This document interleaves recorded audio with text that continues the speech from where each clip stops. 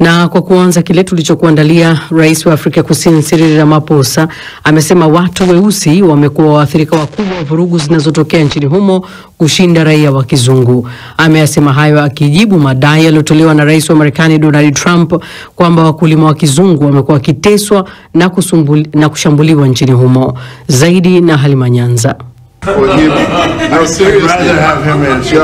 Haukuwa mkutano wa kawaida katika ofisi ya Rais wa Marekani kati ya mwenyeji Donald Trump na mgeni wake Rais wa Afrika Kusini Cyril Ramaphosa.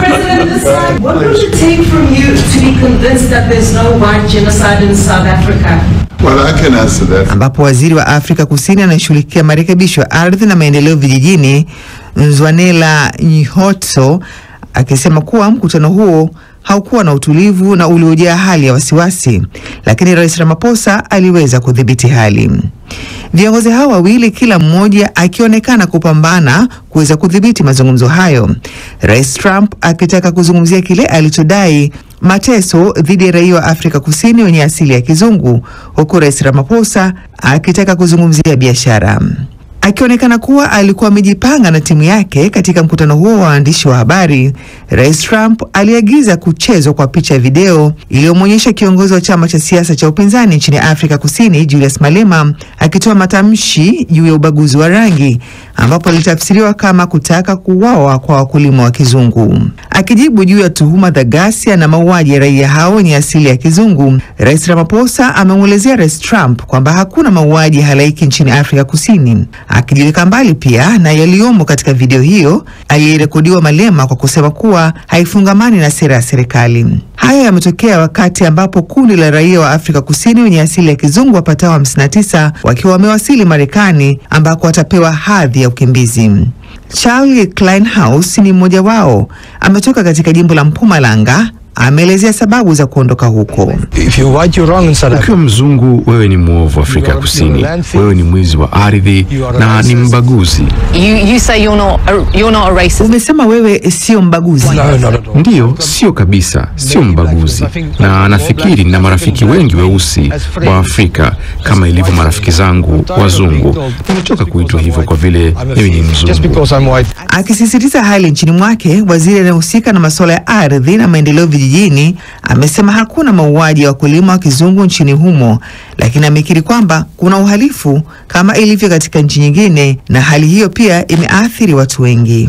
Ya kuzuliwa ambaye hata wazungu wa Afrika Kusini wafanyabiashara wanasema kwamba si kweli. Rais Trump ndo anasema kwamba ni tatizo la Afrika Kusini. Hilo kidogo linaleta ukakasi katika msimamo wa Rais Trump. Ni kwamba Donald Trump ameshughulishwa na kusema kwamba ameona makaburi takriban 1000 ya wakulima weupe, lakini ikiwa ni mtu mwingine wa rangi nyingine hajashughulika naye na wala hilo halimuhusu na halijamkera. Sasa hapo ndo kitu ambacho kidogo tunasema kidogo kwenye mazungumzo yale hakijana sawa, lakini tunasema kwamba Mheshimiwa Ramaphosa pamoja na hayo yote ambayo mtu mwingine ingeweza kumkera, lakini alionekana ametulia na anajibu kwa hekima na busara na utulivu mkubwa. Mimi kama mwanasiasa, kama kiongozi na kama mtu ambaye napenda kujifunza, nasema kwamba nimejifunza jambo kubwa sana kwa Rais Ramaphosa. Na Nixon, kwa upande wako wewe uliyeko pale nchini Afrika Kusini, inasemekana Rais Ramaphosa angetoa vishawishi vya kiuchumi kwa Marekani ili kujaribu kurudisha uhusiano mzuri wa kibiashara baina ya mataifa hayo mawili ambao ulikuwa umezorota sana tangu ujio wa Rais Trump. Hili limekaaje? Nikumbusha kwamba Marekani imewekeza katika nchi hii kupitia makampuni zaidi ya 600 na anachokitaka Donald Trump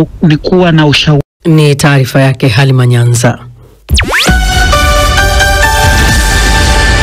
Tuzo ya kimataifa ya uuguzi ya Esther Guardians itafanyika tarehe 26 Mei mwaka huu katika hoteli ya The Atlantis huko Dubai.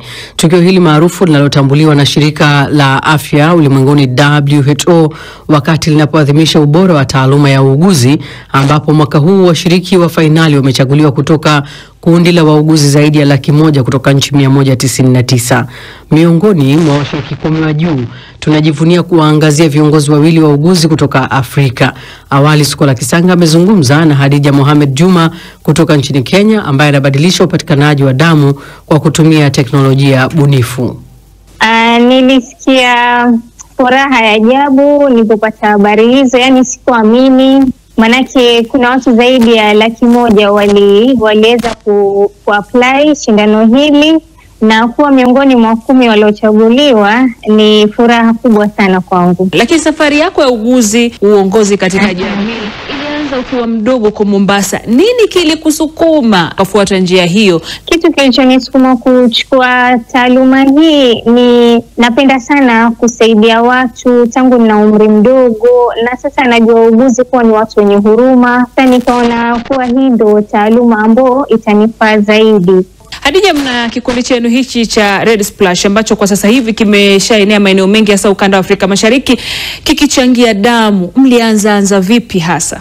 Naam, kikundi cha Red Splash kilianza kutokamana na kumpoteza mmoja wa wapendwa wetu. Sasa tuliona kuna umuhimu mkubwa sana wa kuweza kutafuta mbinu za kupata damu ili wagonjwa wetu wengine pia wasiweze kupitia changamoto kama hizo. Uliwahi kuzungumza katika mahojiano kwamba unataka kufikisha damu inapohitajika iwe haraka kuliko tapiza. Maono hayo yako yamefikia wapi mpaka sasa? Hadi sasa tumeweza kuchangisha zaidi ya pointi 25,000 tangu tuanze. Hivyo basi kuweza kuokoa maisha ya wagonjwa zaidi ya 75,000. Damu ni kitu ambacho yani it's a matter of life and death. Ikichelewa tunachukulia ni kwamba itakuwa tumeweza kupoteza maisha ama kuchelewesha matibabu pia.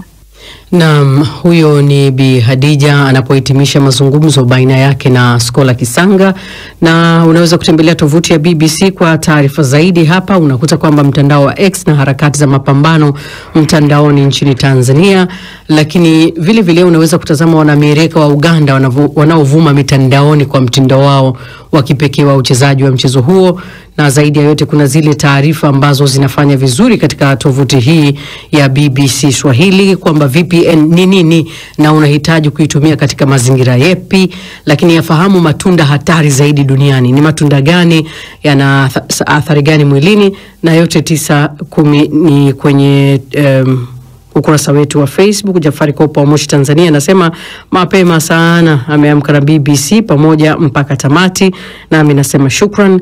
Mbaraka akiwa Moshi wa Mbweni, ewe Mola wape tahfifu wa Palestina wapate maisha. Lakini baba yetu huyu anasema yuko wapi? Wazungu leo mnaweza haya ni mambo ya Afrika Kusini kule. Kwa sasa tuelekee kule viwanjani kwake Omari Mkambara.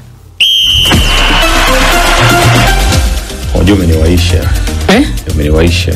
Nimesikia story moja hapo ulikuwa unaizungumza ya matunda hatari zaidi duniani. Ndiyo. Sasa mimi niliwahi kukaa huko kanda ya kati, kuna matunda yanaitwa gongo au magugwa niga. Hayo bwana ukila unalewa. Sasa tulikuwa tunakula wakati tunaenda shule tukiwa wadogo darasa la kwanza hivi. Naam. Huko katikati panaitwa Singa, kama watu wanapajua matunda ukila unapaswa kuwa kwenye hizo taarifa hizo. Tika kabisa. Unalewa kabisa. Haya, twende.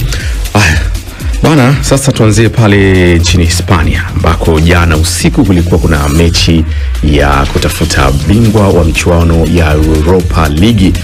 Brennan Johnson aligeuka kuwa shujaa wa Spurs baada ya kufunga goli moja pekee ambalo liliwapa Tottenham Hotspur ubingwa wa michuano ya Europa League, ya mchezo ambao ulipigwa pale San Mamés Bilbao kule nchini Hispania. Huu ni ushindi wa kihistoria kwa Spurs ambao wanamaliza ukame wao wa miaka 17 bila kupata taji lolote, na linakuwa taji lao la kwanza la Ulaya tangu mwaka 1984.